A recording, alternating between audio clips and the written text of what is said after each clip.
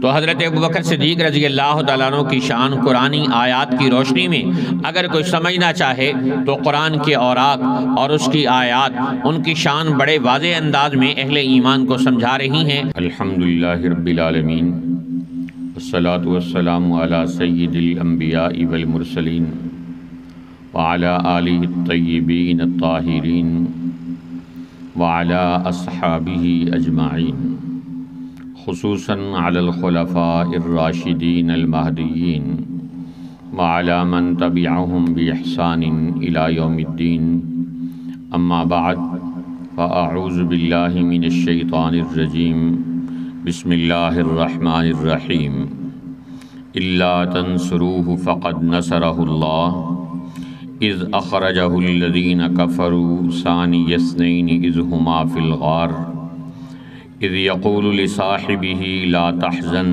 ان اللہ معنا فانزل اللہ سکینتہ علیہ وأیدہ بجنود لم تروها وجعل کلمۃ الذین کفروا السفلی وکلمۃ اللہ ہی العلیٰ واللہ عزیز حکیم۔ وقال رسول اللہ صلی اللہ علیہ وسلم انک اول من تدخل الجنة من امتی یا ابا بکر۔ وقال رسول اللہ صلی اللہ علیہ وسلم لو وزن ایمان ابی بکر مع ایمان امتی لرجح ایمان ابی بکر رضی اللہ عنہ، او کما قال صلی اللہ تبارک و تعالی علیہ وسلم۔ انتہائی لائق کے ساتھ احترام بھائیوں، دوستوں اور بزرگوں، اور لائق کے ساتھ تکریمات ماں اور بہنوں، سورۃ توبہ کی آیت نمبر 40 کے اندر اللہ تعالیٰ نے خلیفہ بلا فصل جانشین پیغمبر سیدنا صدیق اکبر رضی اللہ تعالیٰ عنہ کی تعریف کی ہے۔ قرآن پاک کا صرف یہ ایک مقام یا ایک آیت نہیں جس میں سیدنا صدیق اکبر رضی اللہ تعالیٰ عنہ کی شان بیان کی گئی ہو، بلکہ مختلف آیات میں اللہ تعالیٰ نے سیدنا صدیق اکبر رضی اللہ تعالیٰ عنہ کی شان اور آپ کے مقام کو بیان کیا ہے۔ اگر صدیق اکبر رضی اللہ تعالیٰ عنہ کے ایمان کا اور ان کی تصدیق کا ذکر آئے تو قرآن کہتا ہے والذی جاء بالصدق وصدق بہ فاولئک ھم المتقون۔ تو اس آیت میں قرآن حضرت ابوبکر صدیق رضی اللہ تعالیٰ عنہ کے ایمان اور ان کی تصدیق کا ذکر کر رہا ہے۔ تو گویا حضرت ابوبکر رضی اللہ عنہ کے ایمان کا تذکرہ قرآن میں کیا جا رہا ہے، ان کی تصدیق کا ذکر قرآن میں کیا جا رہا ہے، اور حضرت ابوبکر رضی اللہ تعالیٰ عنہ 1,24,000 صحابہ میں سے واحد صحابی ہیں کہ جن کی صحابیت کا تذکرہ میں قرآن میں کیا گیا ہے کہ اذ یقول لصاحبہ، اور حضرت ابوبکر صدیق رضی اللہ تعالیٰ عنہ کے تقوی و طہارت کا تذکرہ بھی قرآن میں کیا گیا ہے، وَسَيُجَنَّبُهَا الْأَتْقَى، کہ اللہ ان قریب جہنم سے اس انسان کو بچائے گا جو سب سے بڑے تقوی والا ہے۔ اور علماء فرماتے ہیں کہ امت کا اجماع ہے اس بات پر کہ اتقا یعنی سب سے بڑا تقوی والا امت میں حضرت ابوبکر صدیق رضی اللہ تعالی عنہ ہے۔ تو حضرت ابوبکر صدیق رضی اللہ عنہ کے ایمان کا تذکرہ، ان کے تقوی کا تذکرہ، ان کی صحابیت کا تذکرہ قرآن میں ہے، اور ان کی نبی پاک علیہ الصلاۃ والسلام کے ساتھ غار ثور میں رفاقت کا تذکرہ بھی قرآن میں ہے۔ ثانی اثنین اذ ہما فی الغار اذ یقول لصاحبہ، سیدنا صدیق اکبر رضی اللہ تعالی عنہ کی سخاوت کا تذکرہ بھی قرآن میں ہے۔ فَأَمَّا مَنْ آتَى وَاتَّقَى وَصَدَّقَ بِالْحُسْنَى، کہ جو اللہ کی رضا کے لیے مال خرچ کرتا ہے، تو سیدنا صدیق اکبر رضی اللہ تعالیٰ عنہ کی سخاوت کا تذکرہ بھی قرآن میں ہے، اور آپ کی صحابیت کا تذکرہ بھی قرآن میں ہے، آپ کی عدالت کا تذکرہ بھی قرآن میں ہے، آپ کے ایمان کا تذکرہ بھی قرآن میں ہے۔ تو قرآن کے مختلف مقامات، دنیا بھر میں ہر مسلمان کی یہ خواہش ہے کہ اللہ اس سے راضی ہو جائے، اور اللہ قرآن میں یہ کہہ رہا ہے وَلَسَوْفَ يَرْضَىٰ، اے ابو بکر تم اللہ کی رضا کے لیے لگا رہے ہو تو ہم تم سے راضی ہو جائیں گے۔ دوسرے لفظوں میں یوں کہہ لیں کہ خودی کو کر بلند اتنا کہ ہر تقدیر سے پہلے خدا بندے سے خود پوچھے بتا تیری رضا کیا ہے۔ تو یوں کہا جا سکتا ہے کہ خودی کو کیا بلند اتنا کہ ہر تقدیر سے پہلے خدا نے پوچھا بتا صدیق تیری رضا کیا ہے۔ تو اللہ کہہ رہا ہے وَلَسَوْفَ يَرْضَىٰ، میں اللہ ابو بکر کو اتنا عطا کروں گا کہ ابو بکر مجھ سے راضی ہو جائے گا۔ اور اسی طرح حضرت ابو بکر کے اخلاص کا تذکرہ اللہ کے قرآن میں کیا گیا۔ اخلاص تو ایسی چیز ہے کہ جو کندھوں پہ بیٹھے ہوئے فرشتوں کو بھی معلوم نہیں ہوتی۔ فرشتے انسان کا صرف عمل لکھ سکتے ہیں، اس عمل میں اخلاص کتنا ہے یہ فرشتوں کو معلوم نہیں۔ یہ براہ راست اللہ کا معاملہ ہے کہ اللہ جانتا ہے کہ بندے کے عمل میں کتنا اخلاص ہے اور کتنا ریا ہے۔ لیکن صدیق اکبر رضی اللہ تعالیٰ عنہ کے اخلاص کا تذکرہ بھی اللہ نے قرآن میں کر دیا کہ إِلَّا ابْتِغَاءَ وَجْهِ رَبِّهِ الْأَعْلَىٰ، کہ ابو بکر صدیق رضی اللہ تعالیٰ عنہ غلاموں کو آزاد کرنے کا معاملہ ہو یا اللہ کے پیغمبر پر جان مال وقت خرچ کرنا ہو یا زندگی کا کوئی اور عمل ہو، وہ سب کا سب ابو بکر اللہ کی رضا کے لیے کرتا ہے۔ تو صدیق اکبر رضی اللہ تعالیٰ عنہ کے اخلاص کا تذکرہ بھی قرآن میں ہے۔ تو قرآن نے ان کو یتزکا کہا، یرزا کہا، ثانی اثنین کہا، اذ ہما فی الغار کہا، اتقا کہا، اور کئی صفات بیان کر کے صدیق اکبر رضی اللہ تعالیٰ عنہ کی شان بیان کی گئی۔ تو یوں تو قرآن پاک کی مختلف آیات شان صدیق اکبر رضی اللہ تعالیٰ عنہ میں ہیں، لیکن آج کے درس کے لیے ہم نے سورہ بقرہ کی آیت نمبر 40 کو منتخب کیا ہے کہ جس میں اللہ تعالیٰ ارشاد فرماتے اِلَّا تَنْصُرُوهُ، کہ اگر تم لوگوں نے میرے نبی صلی اللہ علیہ وسلم کی مدد نہیں کی تو فقط نصرہ اللہ، اللہ نے براہ راست ان کی مدد کی۔ تو حضرت علی رضی اللہ تعالیٰ عنہ ارشاد فرماتے ہیں لقد عاتب اللہ جمیع اہل الایمان، کہ اللہ تعالیٰ نے سارے ایمان والوں پر ناراضگی ظاہر کی سوائے ابو بکر کے کہ تم نے میرے نبی صلی اللہ علیہ وسلم کی مدد نہ کی، تو اللہ نے ابو بکر صدیق رضی اللہ تعالیٰ عنہ کے ذریعے سے اپنے نبی کی مدد فرمائی۔ تو یہ ثانی اثنین کی آیت کے اندر حضرت عمر رضی اللہ تعالیٰ عنہ کا ایک فرمان بھی ہے۔ جب خلافت کا معاملہ طے ہونے لگا، رسول پاک علیہ السلام کی وفات کے بعد جب خلافت کا معاملہ طے ہونے لگا تو انصار نے آواز لگائی کہ منا امیر و منکم امیر، ایک خلیفہ انصار میں سے ہوگا اور ایک مہاجرین میں سے ہوگا۔ تو حضرت عمر رضی اللہ تعالیٰ عنہ کھڑے ہوئے اور انہوں نے کہا میرے 3 سوالوں کا جواب دو۔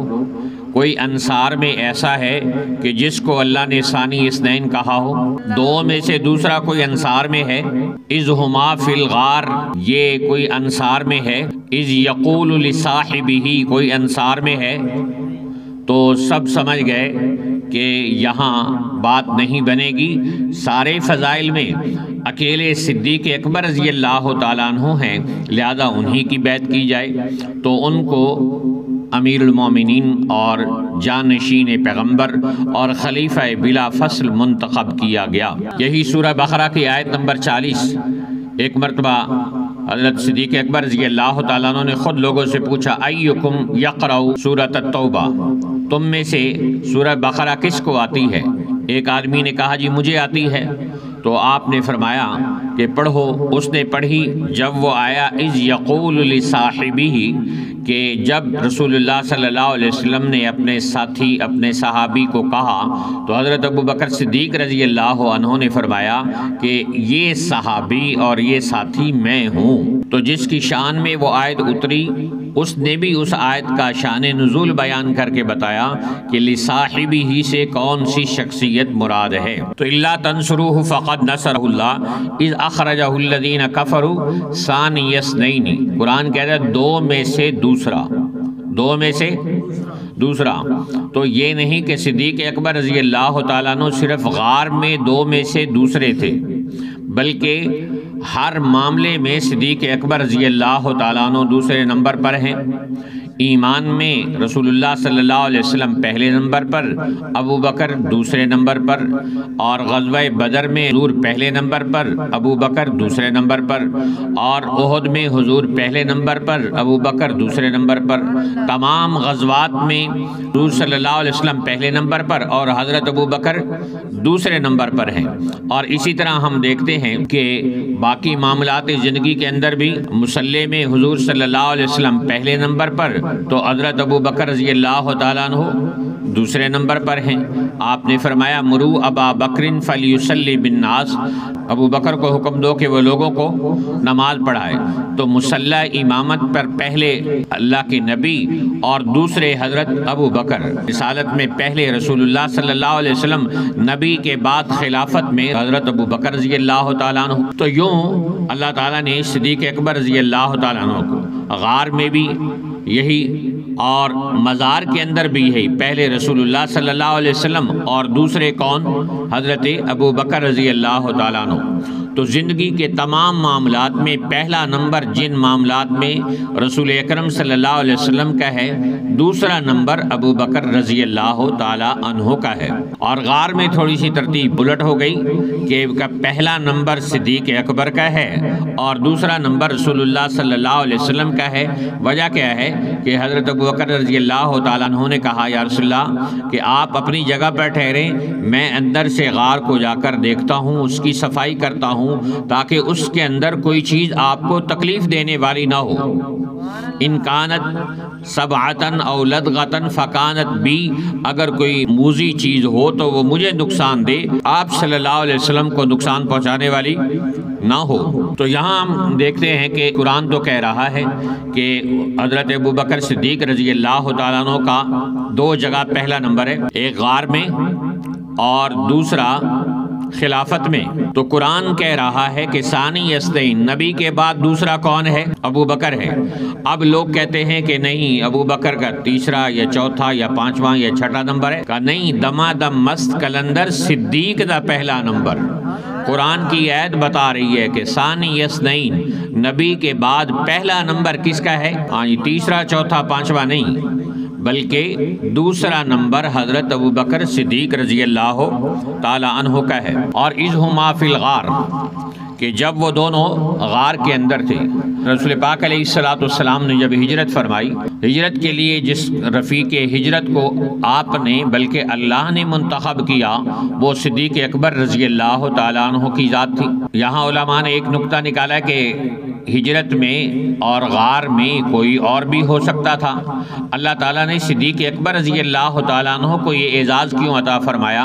کہ اس لیے کہ باہر جب اللہ کے رسول صلی اللہ علیہ وسلم ہوتے، آپ کے چہرے کو مسلمان بھی دیکھتے، صحابہ بھی دیکھتے، کافر بھی دیکھتے، مشرک بھی دیکھتے، منافق بھی دیکھتے تھے، اور اللہ چاہتے تھے کہ کوئی لمحہ، کوئی مقام، کوئی جگہ ایسی ہو کہ جہاں یار ہو یا اس کا محبوب ہو، جہاں صدیق اکبر رضی اللہ تعالیٰ عنہ کی ذات ہو اور اللہ کے رسول صلی اللہ علیہ وسلم کا چہرہ ہو۔ اذہما فی الغار، تو اللہ تعالیٰ نے غار ثور میں پہنچا کر ایک گھنٹے کے لیے نہیں، ایک لمحے کے لیے نہیں، علماء تو کہتے ہیں کہ یک زمانہ صحبت با اولیاء بہتر از 100 سالہ طاعت بیریا، کہ اللہ والوں کی صحبت میں ایک لمحہ جو گزر جائے وہ 100 سال کی بے ریا عبادت سے بہتر ہے۔ حکیم الامت مولانا اشرف علی تھانوی رحمۃ اللہ علیہ فرماتے ہیں کہ 1000 سال تو غلط کہا گیا، بلکہ یوں کہا جائے کہ اگر یک زمانہ صحبت با اولیاء بہتر از 1,00,000 سالہ طاعت بے ریا، 1,00,000 سال کی بے ریا عبادت سے بھی اللہ والے کی صحبت کی ایک گھڑی انسان کے لیے زیادہ بہتر ہے۔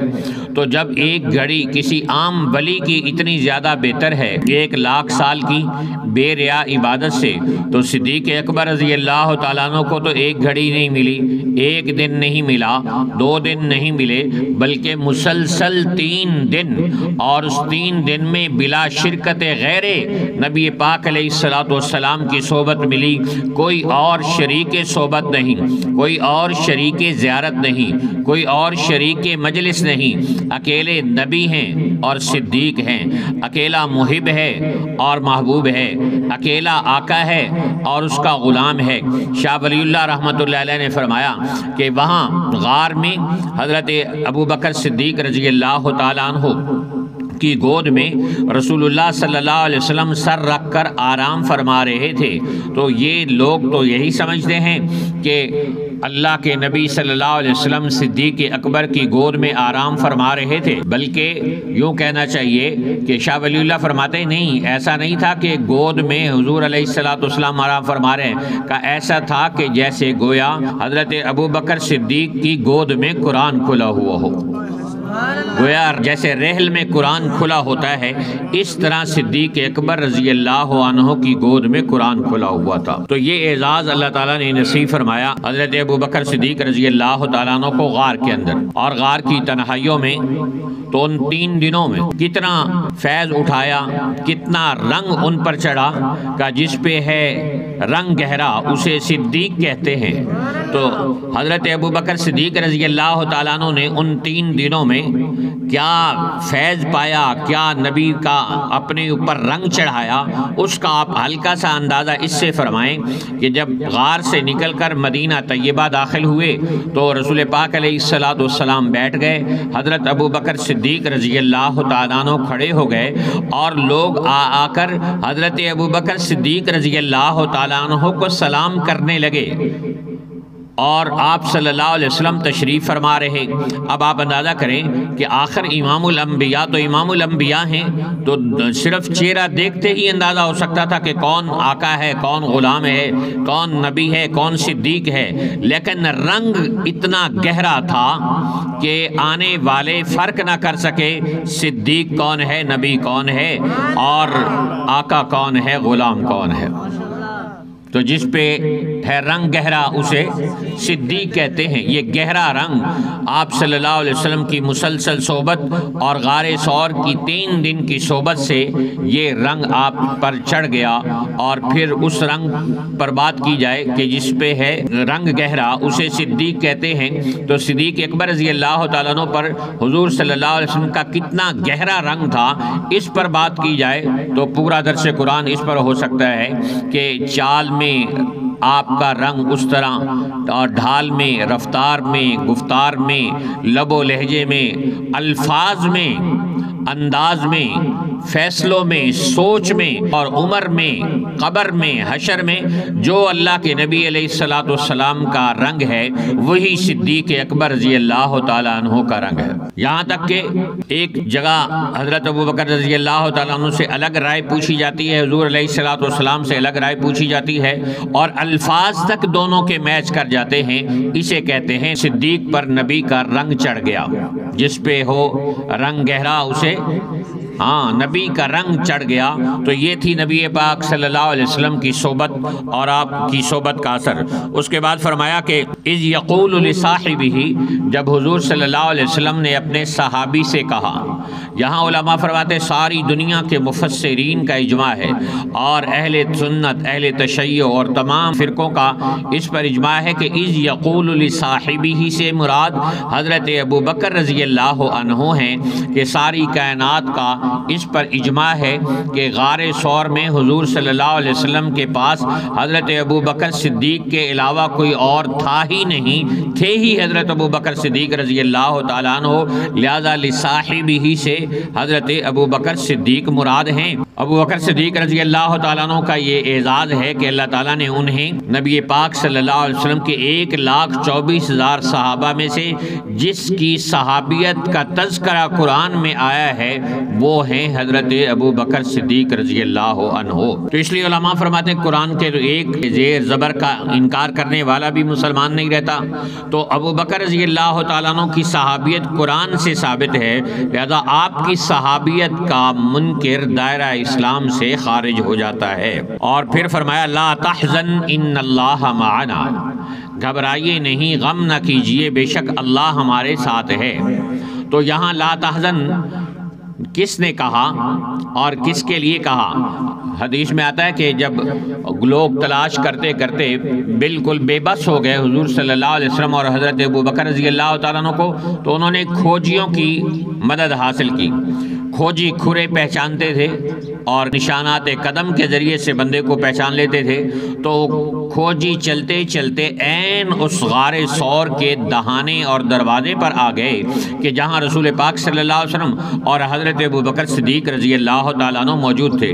تو اس وقت حضرت ابوبکر صدیق رضی اللہ عنہ نے کہا یا رسول اللہ صلی اللہ علیہ وسلم، اگر ان لوگوں نے تھوڑا سا نیچے ہو کے دیکھ لیا تو ہم تو پکڑے جائیں گے۔ یہاں لوگ کہتے ہیں کہ حضرت ابوبکر صدیق رضی اللہ تعالیٰ عنہ کو اپنا غم لگ گیا، اپنی پریشانی لگ گئی، بعض بد نصیب یہ بھی کہتے ہیں۔ تو کہا قرآن یہ کہہ رہا ہے لا تحزن، کہ اے میرے محبوب حزن نہ کرو۔ تو حزن اپنے غم کو نہیں کہتے، حزن دوسرے کے غم کو کہتے ہیں۔ جب موسیٰ علیہ السلام پیدا ہوئے اور فرعون کو پتا چلا کہ میرے دربار میں کوئی ایسا بچہ پیدا ہو گیا ہے فلاں جگہ، موسیٰ علیہ السلام کی ماں نے اللہ کے حکم پر ان کو صندوق میں بند کر کے دریا میں بہا دیا کہ کہیں میرے بچے کو آ کر کافر قتل نہ کر دیں۔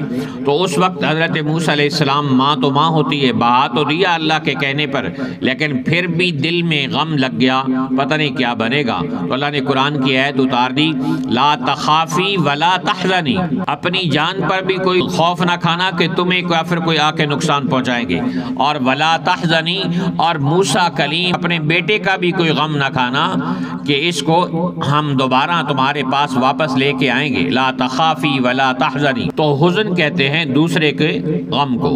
اور اسی طرح حضرت یوسف علیہ السلام کی گمشدگی کا غم جب حضرت یعقوب علیہ السلام کو لگا تو اس کو بھی قرآن نے حزن سے تعبیر کیا ہے کہ یوسف علیہ السلام کے غم میں روتے روتے حضرت یعقوب علیہ السلام کی آنکھوں کی بینائی چلی گئی۔ تو حزن دوسرے کے غم کو کہتے ہیں۔ تو یہ الفاظ کی تعبیر، الفاظ کا چناؤ بتا رہا ہے کہ ابو بکر کو اپنا غم نہیں تھا بلکہ حضور علیہ السلام کی جان کا غم تھا۔ اگر اپنا غم ہوتا تو اس خطرناک سفر میں حضرت ابو بکر حضور کے ساتھ رفاقت اختیار کرتے؟ بے پتہ ہے کہ سارا مکہ دشمن ہے، لوگ پیچھا کریں گے، آپ کے خون کے پیاسے ہیں، آپ کا پیچھا کریں گے، آپ کو نقصان پہنچائیں گے، تو ساتھ مجھے بھی نقصان ہو سکتا ہے۔ تو اگر ابو بکر کو اپنا غم ہوتا تو اس خطرناک سفر میں حضور کے رفیق سفر نہ بنتے۔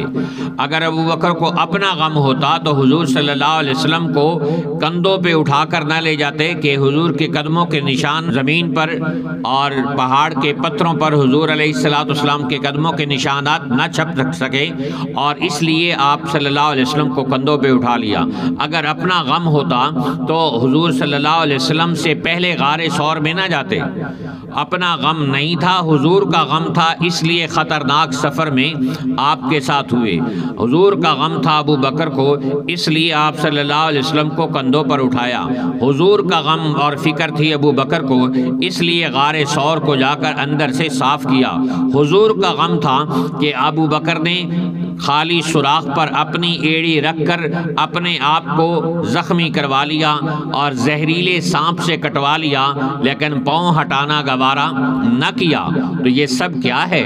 بتا رہا ہے کہ ابو بکر کو اپنا غم نہیں تھا بلکہ کس کا غم تھا؟ حضور علیہ السلام کا غم تھا۔ اب اندازہ کیے، یہاں رشتہ دار پریشان ہو تو اس کو رشتہ دار تسلی دیتے ہیں، دوست پریشان ہو تو اس کو دوست تسلی دیتے ہیں۔